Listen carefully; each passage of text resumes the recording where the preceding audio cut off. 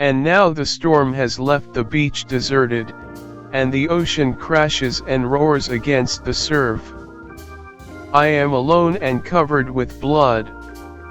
Standing on the slowly retreating waterline, I watch for the first signs of sunrise. I'm waiting. I've been waiting so long. But Ophelia said she'd be here. She promised. Asterisk. It had taken 4 hours of driving to reach Cape Cod.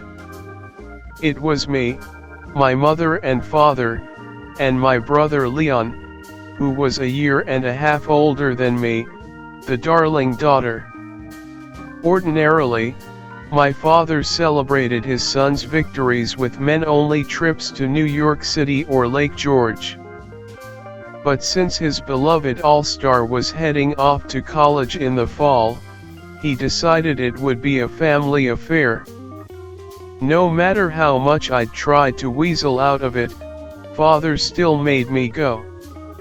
It wasn't because they were worried about me getting into some kind of trouble, it was simply an unspoken rule in the Sweet family that I never got what I wanted. An hour into the trip, Leon started ragging on me, making snide remarks about my grades, my waistline, and my therapist, then waving his scholarship under my nose. I ignored it for as long as I could, but my Walkman's batteries died as we passed through Sturbridge, Massachusetts, so I decided that would be the perfect time to bring up his DUI. All hell broke loose in the car. It got so bad that we had to pull over so my father could tell me in no uncertain terms that I was 17 and I needed to grow up and get my head on straight. As always, Mother tried to be the peacemaker and failed miserably. The rest of the car ride was icily quiet, except for the music on the radio, but Father started to perk up as he got closer to the cabin. He was so proud of the deal he'd gotten. We turned left on a street called Patty Page Way onto a long dirt driveway. Once we reached the cabin, we understood it hadn't been a deal at all, it had been a robbery. The outside of the cabin was a wreck, with peeling paint, a sagging porch, and a crooked hanging bench. Tiles were missing from the red roof, and the windows were cracked and covered in grime. It looked like it should have been condemned, not rented out. My mother and I said we should double back and find a hotel, but my father, of course, would have none of it. It's already paid for. Non-refundable. You're not even giving it a chance. Let's look inside. The inside of the cabin wasn't nearly as bad, but it was obvious it hadn't been cleaned in a while. There was a layer of dust on the worn-out furniture, and cobwebs adorned the corners of the room. My mother went to the bedrooms to check for bed bugs or worse and returned with a nod of reluctant approval. "See," my father said, "it's not so bad, and besides, after you girls clean it up a little." Us girls. I dropped my bags on the floor. I thought this was a family vacation. Leon rolled his eyes, and my father looked ready to turn purple. Mother tried to get in the middle. What she meant was that we didn't come all this way just dash. Oh, I know what she meant all right. My father looked right over Mother and glared at me. I could feel the "I work all day" speech coming. He said, "I work all day so you and your goddamn mother can have nice things, and all you give me is grief." "It's not fair," I said.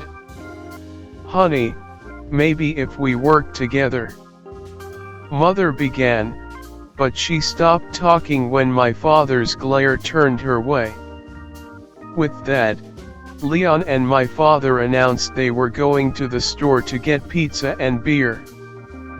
But of course, my father couldn't leave without one last barb at me. Besides, a little work might help you slim down a little. Leon laughed. You hear that, Chubbs? Face contorted with rage, I stormed out of that rat-hole cabin, shouting, "That's not my name." If anyone called out after me, I didn't hear. I ran to the beach, determined not to let them see me cry. I'd never seen the ocean, except for movies and TV. It was huge, stretching across the horizon. Looking at it made me feel small, but I didn't mind. My science teacher had told me that the oceans were the first things the earth created. They would probably be the last things to go. There were big ugly seagulls everywhere and tiny, nervous-looking birds that divided most of their time between sifting in the mud and running in terror at the slightest motion. Small shells cracked under my feet. Slipping off my shoes, I waded into the surf, feeling the waves brushing against and around my legs. As I waded through the water, I saw my reflection. For as long as I can remember, I've despised what I saw staring back at me. My weight, the constant burden I carried, distorted my image, making me appear older than my years. I had battled with it for as long as I could remember, dieting on and off since I was 8 years old, yet nothing seemed to make a difference. 2 years ago, someone mistook me for Leon's mother, and that was the moment I mostly gave up trying to change. Still, despite my aversion, I could not look away as I watched how the ripples in the water pulled me apart and pieced me back together again. It was like I was hypnotized. I walked along the water's edge, not glancing up until distant voices startled me. That's when I realized it was twilight, and the ocean had turned a bruised purple color. When I got back to the cabin, I found my mother nearly in tears. "Where were you?" "We were worried sick. We almost called the police." "I'm sorry," I said. Leon and my father were sitting at the rickety table, a plate of chicken bones in front of each of them. My father stood up and approached me. His breath was sour, and there were shreds of chicken in his teeth. "Are you trying to ruin this vacation?" "Look, I just dash. You're miserable and ungrateful, and I won't stand for it." He poked me in the chest, just hard enough to hurt but not hard enough to leave a mark. "You are gonna shape up and fly, right? Do you hear me?" Leon rolled his eyes. "Oh, like she'll ever get in shape." Mother hushed him but let my father continue his performance. He said, "I didn't bring you up here so you could screw around and do whatever you want to do. We are here to vacation as a family." The words stung my mouth. "I'm sorry." He smiled with satisfaction and gestured to the table. I didn't like the looks of the pizza place, so we got some Kentucky Fried Chicken. "I got you a large meal." He turned to go outside and have a smoke.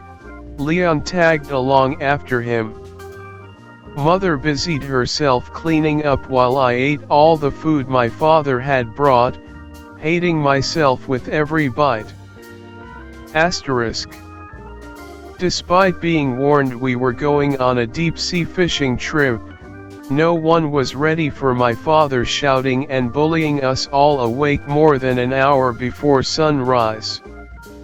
My mother was barely awake, but he was already ordering her and me to make breakfast. I didn't mind helping, but I did mind that Leon didn't have to lift a finger. One sloppily made breakfast later, we were in the car making our way to the marina. Leon was in the front seat listening to my father's stories about the deep-sea fishing expeditions he had gone on as a single man in the Navy. My mother's gaze shifted down to her lap when he said those had been the best days of his life. Leon asked about the ship, and my father began to explain the difference between a regular yacht and a sport fishing yacht, but suddenly I realized something. "Dad, we have to go back," I said. "I forgot my jacket." "So?" he said. "You said it would be freezing." And I said not to forget anything. He shrugged. He actually picked up speed as he maneuvered the car onto the interstate. 10 years ago, he told me I was his princess and he would do anything for me. My mother piped up, "It's not such a bother, is it? We don't want her to catch cold." "No. That's all right," she patted my arm. "We'll just buy you a jacket when we get to the marina. They must have a gift shop around there." "We are not buying her a goddamn thing," my father said. "Good thing she's got all that blubber to protect her," Leon said in a stage whisper. "Ginny, let me handle this," my father said. Maybe she wouldn't be such a brat if she had to deal with some consequences once in a while. "Oh," I said, "like your son had to deal with his consequences? How much did you spend to keep him out of jail?" The answer was a lot. My father had moved heaven and earth to protect Leon and his promising future. It had hurt our family financially and socially, and he had forbidden any of us to talk about it. But at moments like this, I was glad to bring it up. It felt good to remind them that the boy wonder had feet of clay. God damn it! He pounded his fist on the steering wheel. "Can you not be a bitch for 5 minutes?" "I don't know," my reply was lightning fast, so fast that I didn't realize the words had come from my mouth. "Can you not be a bastard?" The brakes squealed as my father swerved us onto the shoulder. My mother gasped, and my brother snickered. A line had been crossed, but so many lines had been crossed over the last few years. I barely cared anymore. All I could think to myself was how we used to be a family. What happened to us? He unbuckled himself and turned around in his seat. "You think you can talk to me like that? All this over a damn coat?" "Yes," I said, "over a coat." "That's it?" he said, and I flinched instinctively. "You're grounded." Grounded?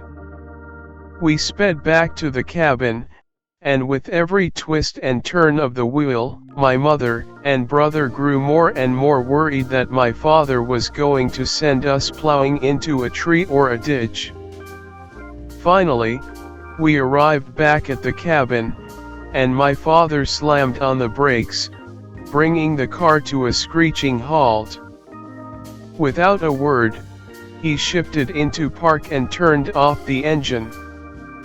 We all sat there in silence, waiting for his next move. My father turned to face me.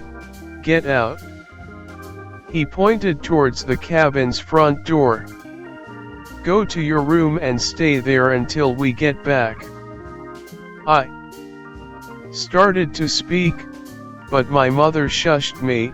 Just do what he says. Please don't make any more trouble. We're gonna be late, Leon said. I sighed and stepped out of the car onto the dusty gravel driveway. My family drove away. They left me behind. The sound of their departure echoed in my ears. I trudged up to the front door, wondering if any of them had spared me a backward glance.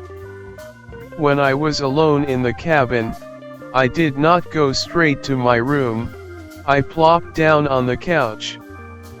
I had been looking forward to today.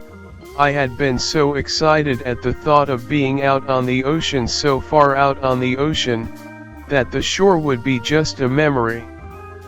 I had been so excited that I had forgotten my jacket.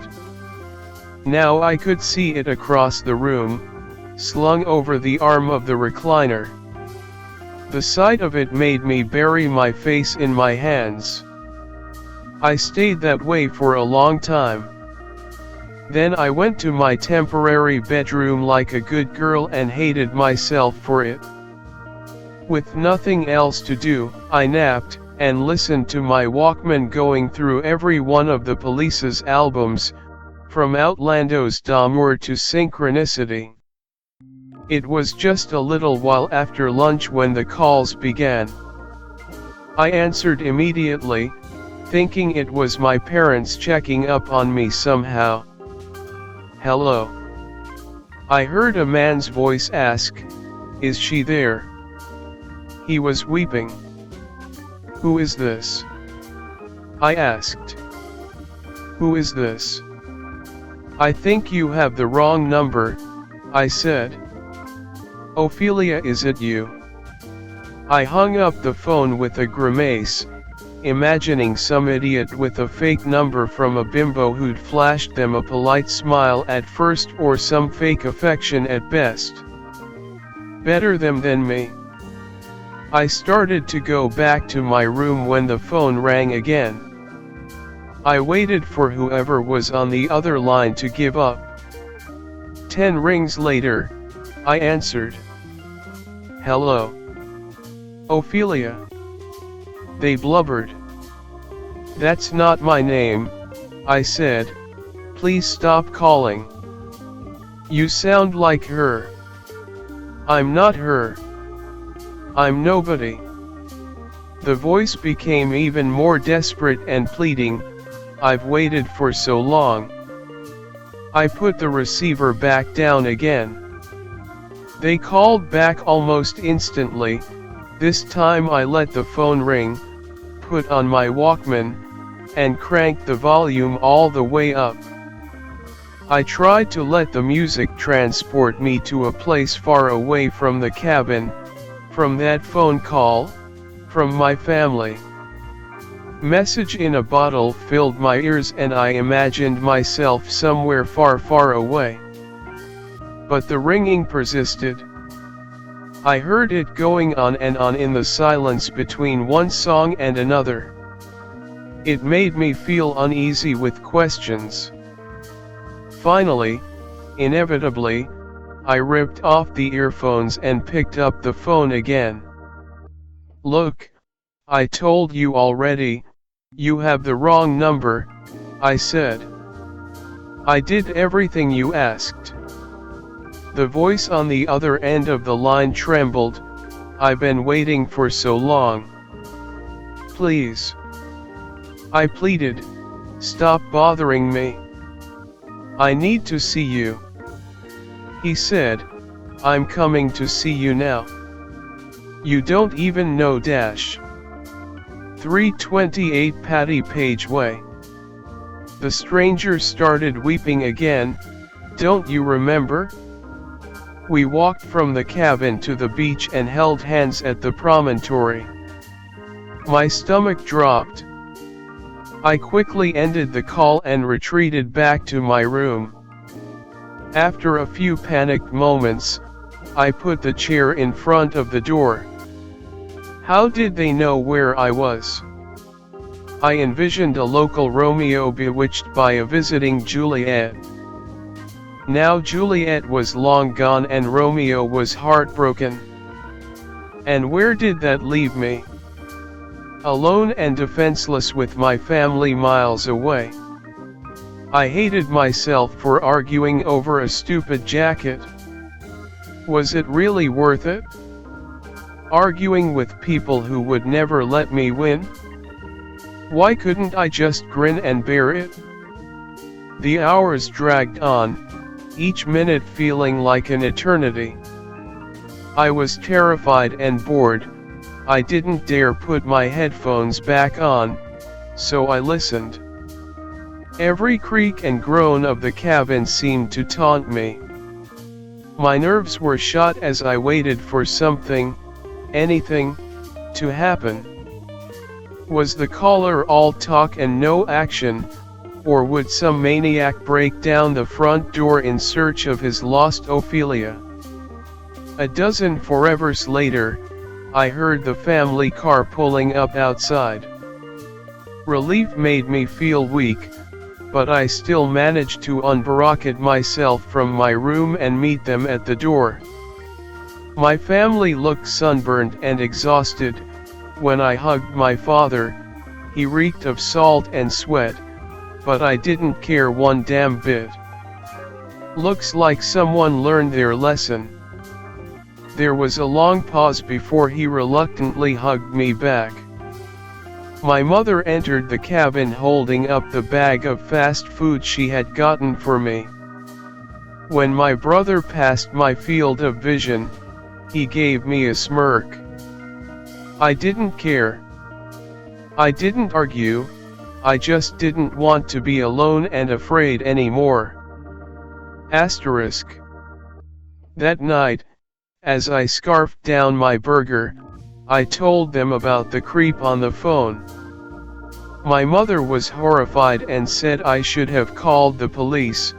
My brother rolled his eyes and said I should have just left the phone off the receiver, and my father told me next time, I should grab a steak knife before I went into hiding. That night, I couldn't sleep well. The sound of the ocean was louder than usual, making me feel restless. The next morning my mother said she wanted us all to go to the beach as a family. My father agreed with a grunt. Leon asked if he could call his friends from a few days ago and have them meet us there. My parents were fine with that. As soon as my brother was off the phone, we grabbed our cooler, beach chairs, and towels. We walked the short distance to the shore. The ocean was just as beautiful before. Sunlight danced upon the waves, creating a breathtaking display of shimmering light. I wanted to stare but instead helped my family find a spot and set up our little beach camp. My brother Leon, ignoring our mother's protests that we had just arrived, went off in search of his friends.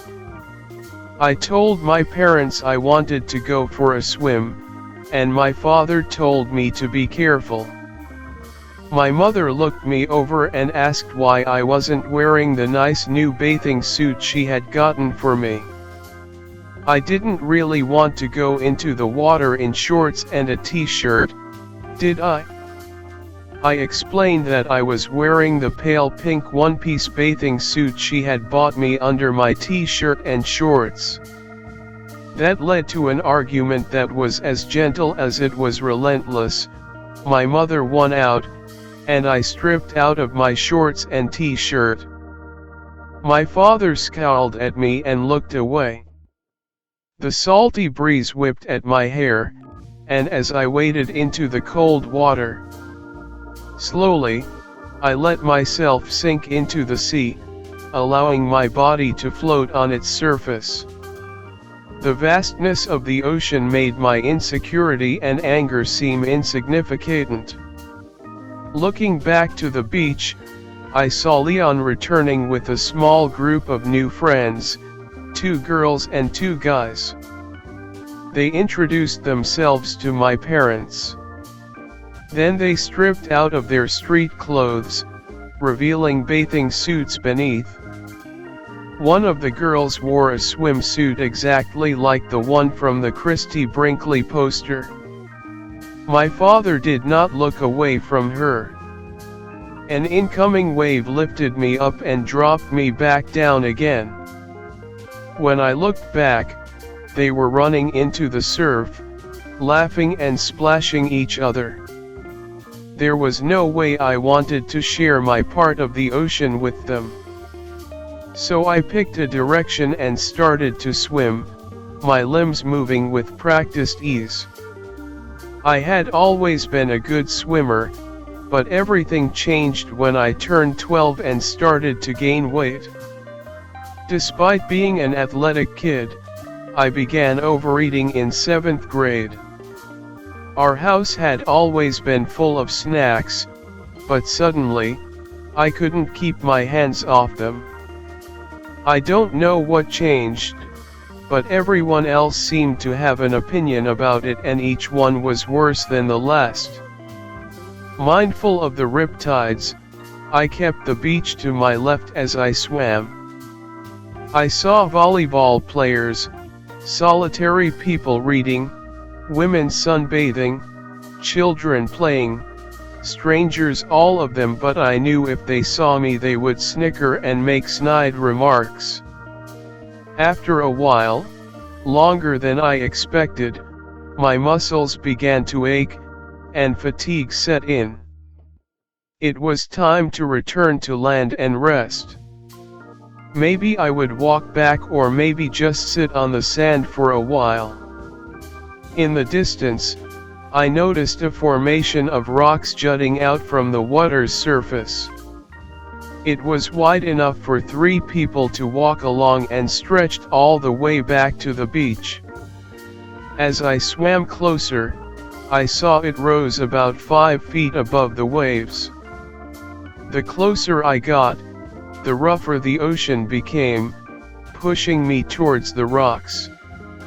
I struggled to maintain control, but the relentless waves made keeping my head above water difficult.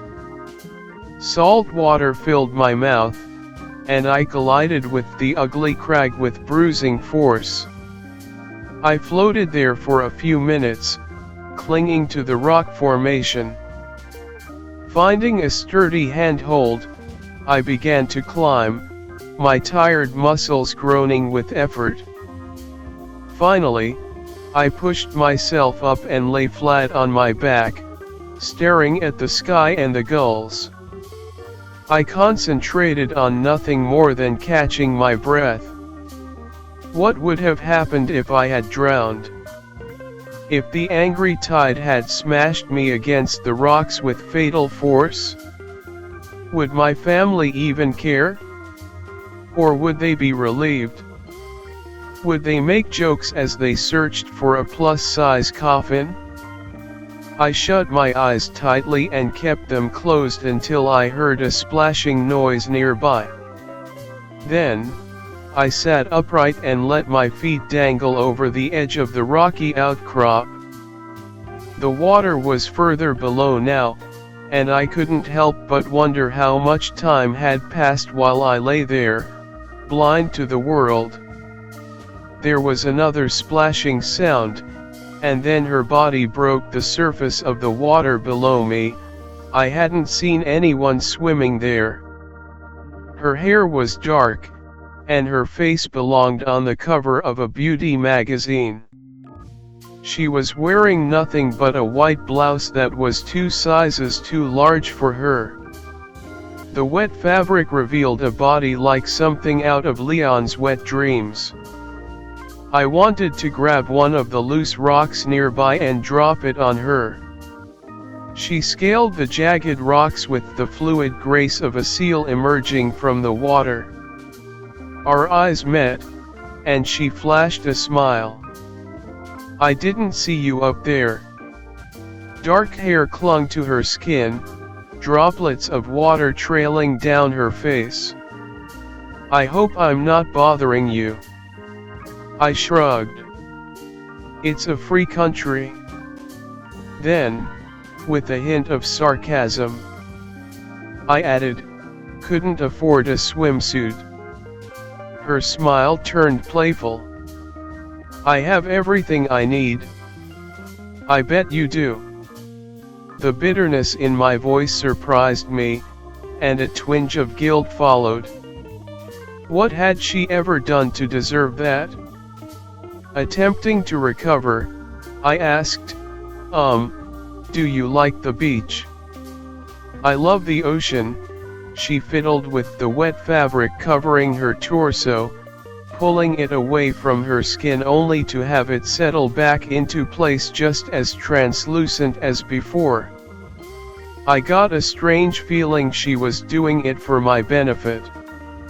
Unknowable, uncontrollable, and deeper than any of us could imagine.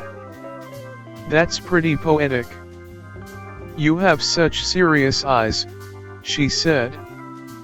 Tell me your name. I did. Then she moved closer, her face even with mine. Her smile became strange. She leaned in close. I thought she was going to say something, perhaps share a secret, but instead, she kissed me. Electric shocks ran through me. I felt numb. I felt sick. I felt warm all over. The kiss broke. Who are you? I breathed. Before she dove off the rock pier, she uttered just one word, Ophelia. The name caught me off guard. I was still in shock from our kiss and didn't even hear the splash when she hit the water.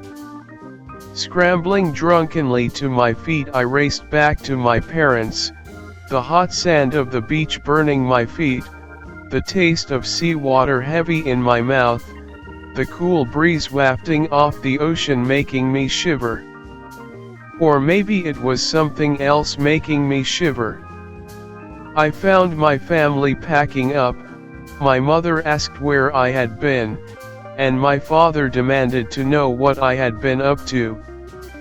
I made an excuse about riptides and losing track of where I was, and they believed it. All the while, Leon and his friends watched me and shared conspiratorial grins. On the walk back to the cabin, the girl in the Christy Brinkley swimsuit said, "Your brother told us all about you." I was about to say something sarcastic when one of the guys said, "Why are you wearing lipstick?" That stopped me dead in my tracks. I realized the taste in my mouth that I had taken to be seawater was something else. When I touched my lips with my fingers, they came back stained red. When had I bitten my lip? Asterisk. A noise outside the cabin startled me awake. I went to my cracked bedroom window and peered out into the darkness. I didn't know how late at night it was, but sunrise must have been hours away. The noise was like whispering. It wasn't just one voice but several. Yet, even as that thought occurred, uncertainty crept in. Were they really voices? Somehow, I just wasn't sure. What I was sure of was that, somehow, the sounds were familiar to me, like something out of a dream. I needed to know what it was. So I quickly threw on the clothes I had worn the day before and quietly made my way to the front door, careful not to wake anyone else in the cabin. There were no stars or moon, just the shadowy outline of low-hanging clouds. As I stepped onto the porch, I nearly stumbled over the empty cooler that had been left behind by my parents. There was a sickening moment when I thought I was going to fall flat on my face, but I caught myself on the railing. The air was warm and thick. Without thinking, I stepped off the porch and began to follow the sound of the whispers that were not whispers. My steps were cautious and shuffling as I waited for my eyes to adjust to the darkness. Gradually, I realized I was making my way along the familiar path to the beach. The ocean was a mirror of the starless sky. I knew it was there only by the salty breeze and the rumbling crash of the waves. The sound of waves was so loud that it drowned out the whispers, but they were still there. I closed my eyes, trading one darkness for another, and tried to orient myself to the sound. I was sure it was somewhere to the east, but before I could follow it, I heard a familiar voice. It was the stranger from the phone, Ophelia. My heart began to pound in my chest. Sick with fear, I spun in place, looking for him, but I might as well have had my eyes closed. Ophelia. A figure emerged from the blackness, the outline of a man shuffling along the shore. His shoulders were hunched. I could imagine the tears running down his face, the gaunt face looking far older than the body that carried it. "You said you'd be here," he said, his voice fading into the sound of the ocean. "You promised." Certain he believed he was alone, I began to back away slowly. I didn't dare run. With every step, I feared he would notice me and, despite my very different shape, mistake me for Ophelia. What was it I'd heard my father say to Leon? Something about every woman being the same in the dark. The not quite whispers were closer now. I followed the sound until I found myself where the rocky outcropping that had nearly killed me met the beach. Fear and curiosity drove me to make my way along the ugly crag. Water lapped at my feet, numbing them almost immediately. More, by instinct than anything else, I stopped at the edge of the outcrop.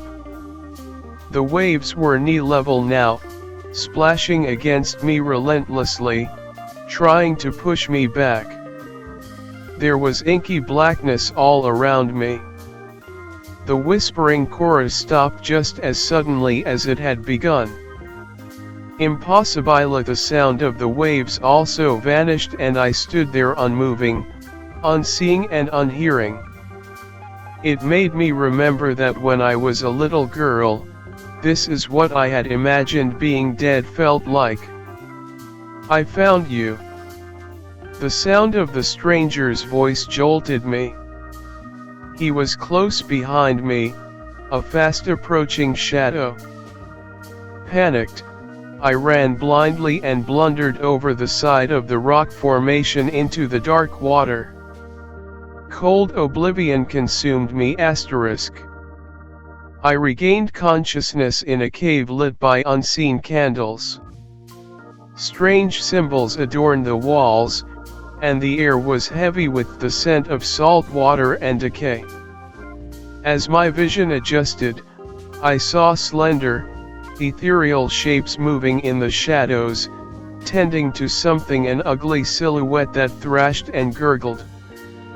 A familiar figure loomed over me. Wet, dark hair and sea blue eyes filled my vision. Her hand stroked my face, gentle yet firm. "Ophelia," I said. "You've been asleep for so long." She propped my head up, bringing a clamshell to my lips.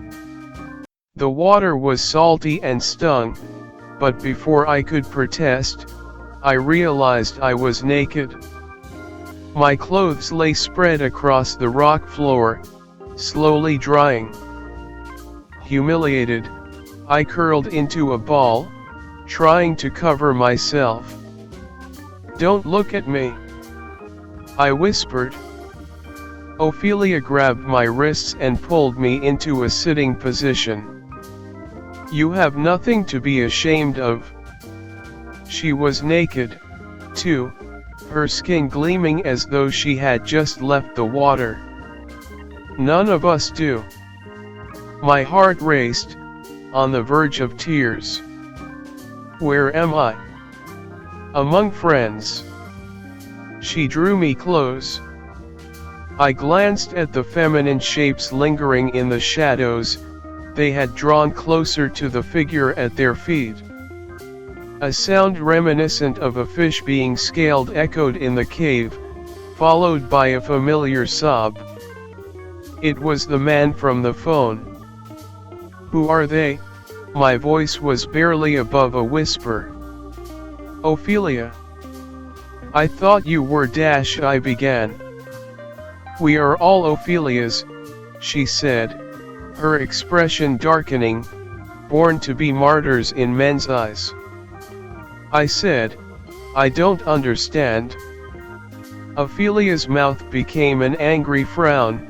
We can be daughters, lovers, even angels, but we can never be free from that hateful thing they pretend is love. I asked, why did you bring me here? Why don't you stay? You don't even know my name. I breathed. You don't know who I am. Do you? She said with a kiss. She pushed me down onto my back. As her lips moved across my skin, each kiss felt like a cold drop of winter rain. Dizziness washed over me. It was like I was on an elevator that wouldn't stop going up. Who do you want to be? Are you who others say you are? Ophelia started running her nails hard across my chest and belly. I wanted to escape. I never wanted to leave. It was like she was taking me, making me hers. Blood welled up from the cuts and scrapes. She kissed the wounds she had made, one by one, her lips smearing red. The cave was filled with whispered songs that had no words. Her murmuring joined them. When it was over, she held me close. I love you, the voice of the man from the phone said. He sounded like he was drowning. Isn't that enough? He coughed twice and then fell silent. The candles began to go out one by one, and shadows began to swallow her, trying to snatch her away from me. I kissed her hard on the mouth, losing myself in her. In a matter of seconds, I was lost in darkness. It was late in the morning when I awoke. I was lying flat on my back on the crag. The clouds above were a stormy purple, and the rain was coming down hard. I was soaking wet, and my clothes were plastered to my skin. I heard a familiar voice calling my name, but it wasn't one I wanted to hear. I moaned, half with exhaustion, half with anguish.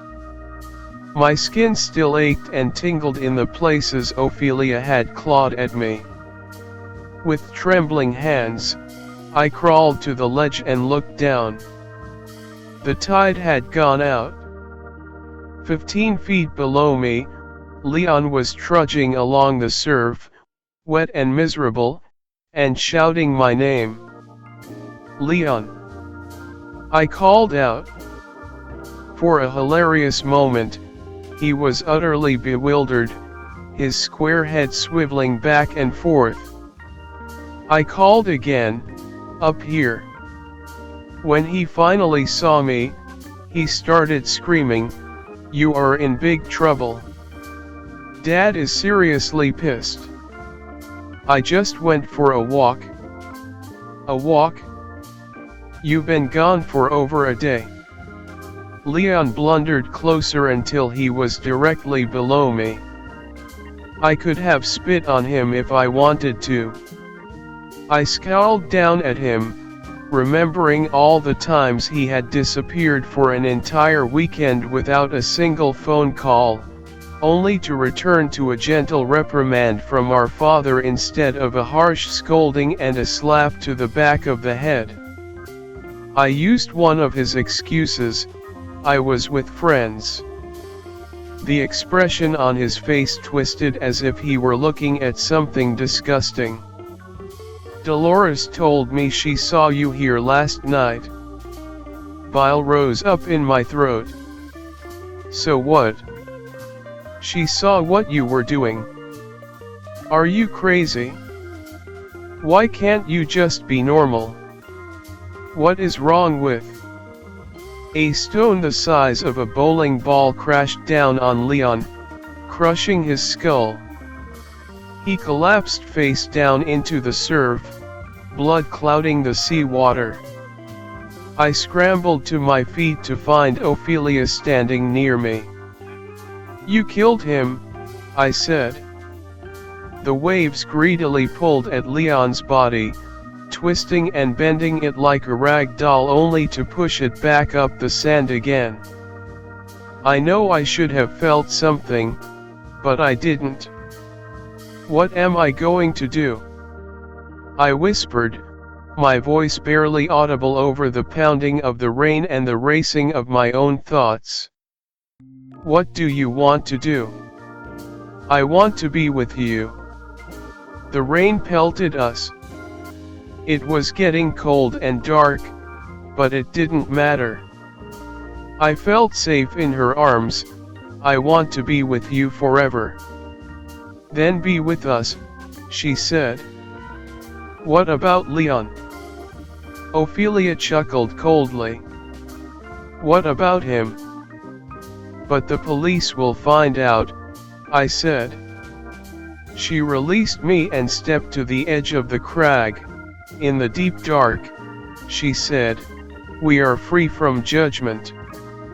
The downpour had become torrential. Ophelia's words caused me to gaze longingly at the ocean. Each wave crashed against the shore with a powerful roar, sending spray and mist into the air. She kissed my forehead. There were no second thoughts, no worries.